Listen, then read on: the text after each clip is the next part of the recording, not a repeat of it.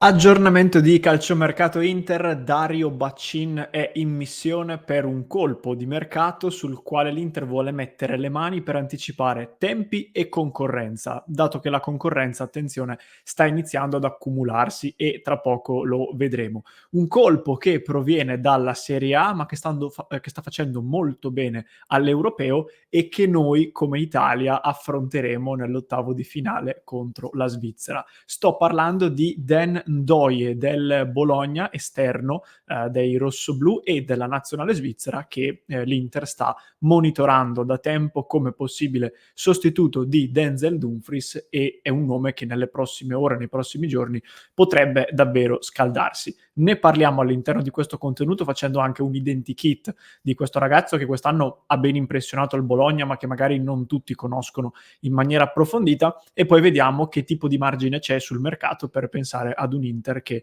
lo possa effettivamente acquistare. Ben ritrovati amiche e amici passioni interisti, vi invito come sempre a lasciare un click sul tasto mi piace e sul tasto iscriviti e partiamo con la missione, come citavo in apertura, di Dario Baccin, che è il braccio destro del direttore sportivo Piero Ausilio e che era già stato avvistato in Germania negli scorsi giorni a Colonia in occasione della partita tra Svizzera e Scozia terminata 1-1, in cui Ndoye aveva giocato anche bene, era stato protagonista di un gol poi annullato. Dall'Inter, come dicevo prima, filtra che Ndoye sia diventato in breve tempo il preferito tra i profili che si stanno seguendo per la fascia destra, con il Bologna che però in questo momento, e veniamo al primo grande scoglio di questa trattativa, lo valuta circa 25 milioni di euro. Lo fa perché di fatto è forte di due elementi in particolare: un contratto lungo, visto che la scadenza del contratto di Ndoye attuale è nel 2027 e dovrebbe esserci anche un'opzione per rinnovare di un'altra stagione, quindi fino al 2028, e oltre ad una ottima stagione fatta con la maglia del Bologna, anche il fatto che in questo momento dal Bologna potrebbero partire, sono in uscita, Zirkzee e Calafiori, due degli altri top della stagione del Bologna. Quindi nel caso in cui dovesse partire almeno uno di questi due, dal punto di vista economico il Bologna non avrebbe nemmeno tutto questo interesse a cedere Ndoye facilmente. Il grande incasso lo farebbe già con uno degli altri due, quindi eventualmente per Ndoye potrebbe chiedere anche qualcosa di più. Ndoye, che peraltro è stato interpellato sulla possibilità di lasciare il Bologna per andare all'Inter, e ha un po' glissato perché, vi cito il virgolettato, Ndoye dice: il calcio va velocissimo, un giorno sei in alto, un altro sei in basso, voglio continuare così, ora sono concentrato solo sull'europeo con la Svizzera. Quindi, come è anche comprensibile, ha glissato su questa eventualità. Che tipo di giocatore è però Ndoye? Ve lo racconto un po' partendo come sempre mostrandovi la scheda di Transfermarkt di un giocatore di 23 anni, come dicevamo, nato nel 2000, da madre svizzera e padre senegalese. Come detto, gioca però con la nazionale svizzera e a livello di club gioca nel Bologna, che lo ha acquistato un anno fa dal Basilea per una decina di milioni di euro. Quindi, stando alla valutazione che ne fa il Bologna, il suo valore è già più che raddoppiato. Come vedete la valutazione stimata di Transfermarkt è di circa 14 milioni di euro, ma come diciamo sempre si tratta di stime che tengono conto di alcuni parametri, ma poi i club a volte possono variare. Si tratta di un'ala offensiva, ha giocato quest'anno sia a destra che a sinistra, altezza 1,84 m e vado più in basso, destro di piede. Quindi nel Bologna spesso è entrato anche sulla fascia sinistra per poter eventualmente rientrare sul destro e calciare, altre volte invece è sceso in campo sulla destra, giocando quindi sul suo piede naturale, diciamo così. In questa stagione vi faccio vedere anche i numeri. Con la maglia del Bologna ha messo insieme 2271 minuti in campo, con un bottino complessivo su 38 presenze totali di 3 gol e 5 assist in tutte le competizioni, giocando, come dicevo, in un ruolo più offensivo rispetto all'eventuale ruolo di esterno destro che potrebbe eventualmente avere qui all'Inter nel 3-5-2. È cresciuto nel vivaio del Team Land e nel gennaio del 2019, come dicevamo, ha fatto il salto in prima squadra passando al Losanna, sempre in Svizzera. Con il Losanna ha disputato 2 stagioni ed è stato anche uno dei protagonisti della promozione in massima serie centrata nella stagione 2019-2020 con 7 gol all'attivo, e già nel gennaio del 2020 aveva attirato alcuni club su di sé. Il Nizza lo ha acquistato appunto in quel momento per la stagione successiva. Ndoye però in Ligue 1 in Francia non ha rispettato le attese rispetto a quello che si pensava, è rimasto soltanto un anno mettendo insieme 3 gol e 2 assist in 37 presenze, per poi tornare in patria, come dicevamo prima, al Basilea nell'estate del 2021. Qui invece al Basilea ha fatto molto bene, ha messo in mostra tutte le sue principali qualità, che sono il dribbling, la velocità e anche, come dicevamo, la duttilità, perché gioca in tanti ruoli e fra poco vi dico anche un'altra cosa su questo. E in 2 stagioni ha messo insieme al Basilea 12 gol e 15 assist, per poi trasferirsi, come dicevamo, al Bologna e mettere insieme i numeri che abbiamo visto prima, gol, quelli che ha segnato, tra i quali ce n'è anche uno realizzato peraltro contro l'Inter in Coppa Italia, vi ricorderete, dove accelera in velocità bruciando un Sensi un po' rimasto sulle gambe e trova il gol decisivo che purtroppo elimina l'Inter un po' a sorpresa dalla Coppa Italia. Con la nazionale maggiore della Svizzera infine ha esordito nel settembre del 2022, finora ha messo insieme 14 presenze e ha fatto anche gol all'Europeo contro la Germania, quindi non in una partita banale. Che tipo di giocatore è, al di là di questa panoramica sulla carriera? Beh, come dicevamo e come dicevo poco fa, le sue caratteristiche principali sono una forma di esuberanza atletica e anche un po' di sfacciataggine, se vogliamo, che propone in campo traducendola in tanti dribbling, tanti 1 contro 1, una certa velocità, palla al piede e non solo. Alcune caratteristiche ricordano un po' Buchanan, se vogliamo fare proprio un paragone con l'Inter, con la differenza che appunto Ndoye ha giocato in ruoli diversi, ha giocato in posizioni più offensive e è un po' più incline da questo punto di vista a gol e assist. Dicevo prima che il Bologna quest'anno ha giocato spesso con il 4-3-3 o il 4-2-3-1, ha giocato tante volte sulla destra, come esterno destro di questo modulo, ma a volte anche sulla sinistra, potendo rientrare con il destro. Ma nell'Europeo fin qui giocato con la maglia della Svizzera, lo abbiamo visto in altre 2 posizioni ancora, perché la Svizzera finora ha giocato sempre con il 3-4-2-1 e nella maggior parte dei casi Ndoye ha giocato come trequartista di sinistra nei 2 alle spalle dell'unica punta e addirittura nell'ultima partita, con un esperimento forse fin troppo pretenzioso, se così vogliamo dire, è stato schierato addirittura da prima punta, quindi da falso 9, visto che una prima punta di fatto lui non lo è. Però questo dimostra ancora una volta quello che dicevamo prima rispetto alla sua grande duttilità e alla capacità di coprire più ruoli.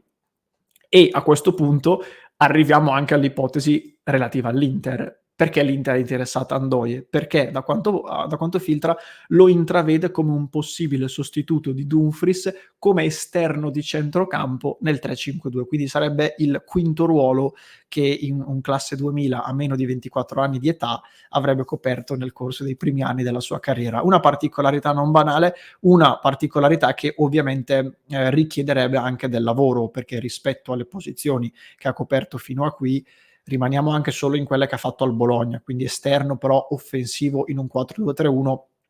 Parliamo di una posizione diversa in cui bisogna sì attaccare da quinto del 3-5-2, però bisogna anche saper difendere e non solo difendere negli 1 contro 1 o con il fisico, ma difendere anche con le letture, difendere coi movimenti giusti, coprire i compagni, le diagonali. Non sono cose banali, sono cose che se non ci nasci richiedono un grande lavoro e ne parlavamo anche negli scorsi giorni in diretta.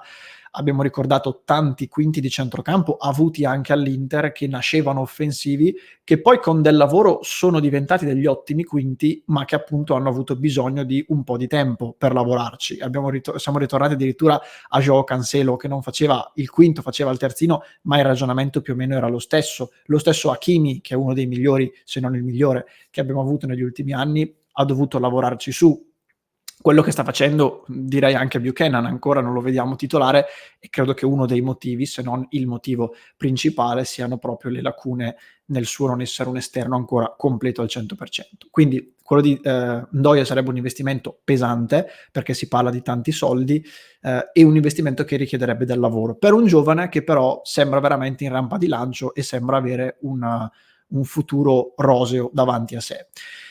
Veniamo all'ultimo capitolo allora di questo contenuto, ragionando più a livello di mercato. Come detto, il Bologna per ora lo valuta 25 milioni e dico per ora, sebbene la cifra sia già molto alta, perché l'europeo è in corso, la Svizzera è in gioco, affronterà l'Italia che purtroppo per noi potrebbe essere un avversario anche abbastanza abbordabile da poter eliminare e quindi il rischio è che la valutazione cresca ancora e d'altronde lo sappiamo quando ci sono queste manifestazioni per le nazionali è tendenzialmente il momento migliore per vendere e il peggiore per acquistare.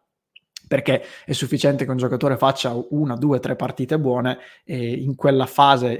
diciamo nella sessione di mercato estiva contemporanea alla manifestazione, è facile che la valutazione si alzi un po' e il rischio, senza andare a ricordare Joao Mario, ma ci siamo capiti, il rischio è quello magari di strapagare dei giocatori che poi non valgono quella cifra. E poi, rispetto ad altre trattative di cui abbiamo parlato sia in queste settimane che in passato, penso a Josep Martinez col Genoa, ma non solo, per il momento non sembrano essere circolate voci su eventuali contropartite tecniche che potrebbero essere valutate, nella trattativa con il Bologna per abbassare il costo cash dell'operazione, anche se c'è sempre quel Giovanni Fabian che, balla tra i 2 club, che sappiamo che l'Inter non vorrebbe perdere per il futuro, però se si dovesse decidere di affondare su Ndoye e la cifra richiesta fosse davvero quella di cui parlavamo, non escludo che magari Fabian possa essere considerato. All'inizio vi parlavo della concorrenza. Attenzione perché, notizia delle ultime ore che arriva da Gianluca Di Marzio, il Manchester United avrebbe messo gli occhi su Ndoye proprio in questi giorni. Se continua così è facile pensare che arrivino anche altri club molto più potenti dal punto di vista economico, come proprio un club di Premier League come lo United, e allora a quel punto la scalata per arrivare a Ndoye sarebbe complicata. Il tutto, e vado verso la conclusione, senza dimenticare la prima tessera del domino. Noi abbiamo ragionato su Ndoye, giocatore che piace, abbiamo fatto tutti questi ragionamenti, ma la prima tessera del domino si chiama Denzel Dumfries, perché il ragionamento è: se parte Dumfries, perché non rinnova il suo contratto in scadenza tra un anno, allora si può valutare Ndoye. Il fatto è che Dumfries in questi giorni ha parlato dal ritiro dell'Olanda e ha detto delle cose molto chiare, molto decise, non come la dichiarazione di prima che abbiamo letto di Ndoye. Dumfries dice: io voglio rimanere, l'Inter è casa mia, mi sento parte di una famiglia. Con i dirigenti ci sono già stati dei colloqui, ci sono stati per tutti dei ritardi, visto che abbiamo cambiato proprietario, ma io voglio firmare. Ora penso all'europeo, poi vedremo cosa accadrà.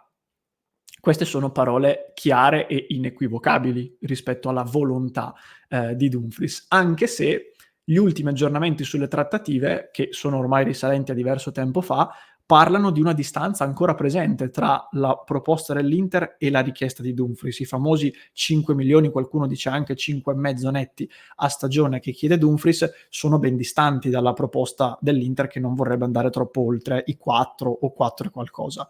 E quindi io da tifoso sono contento che Dumfries dica questo e mi fa piacere che parli in questi termini.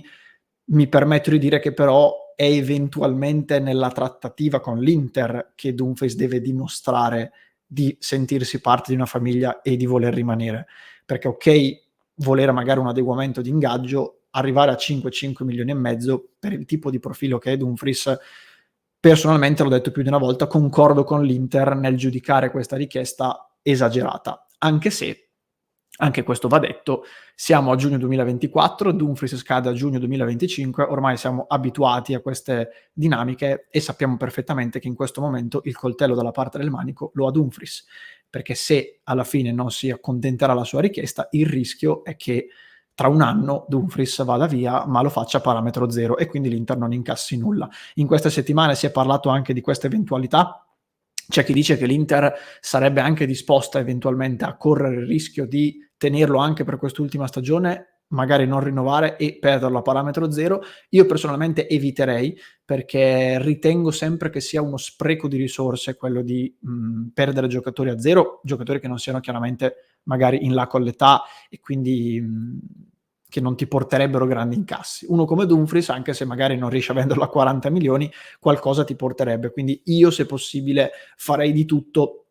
per evitare questa opzione. Però la prima tessera del domino che eventualmente, come dicevo, fa affondare l'Inter su Ndoye è risolvere la questione Dumfries ed eventualmente cederlo a questo punto. Però vedremo nelle prossime settimane cosa accadrà, ci saranno nuovi incontri probabilmente dopo l'Europeo a questo punto e capiremo se Dumfries sarà davvero così disposto a rimanere o se le sue richieste rimarranno quelle e a quel punto si andrà verso la rottura. Questo era tutto intanto per la questione per il profilo di Ndoye. Fatemi sapere nei commenti cosa ne pensate, se l'avete seguito magari non solo all'Europeo ma con il Bologna e se vi sembra il giocatore giusto per l'Inter. Vi aspetto qui sotto nei commenti. Vi invito ancora una volta a lasciare un click sul tasto mi piace, sul tasto iscriviti e se vi va a passare anche dal club di Passione Inter, www.passioneinter.club, se volete unirvi alla nostra grande community e sostenere il nostro progetto, cosa per noi sempre molto molto importante. E infine, come sempre, per chi mi segue in podcast lo trova in descrizione, se invece mi stai seguendo da YouTube ti lascio un altro approfondimento di mercato da recuperare cliccando qui, non perderlo.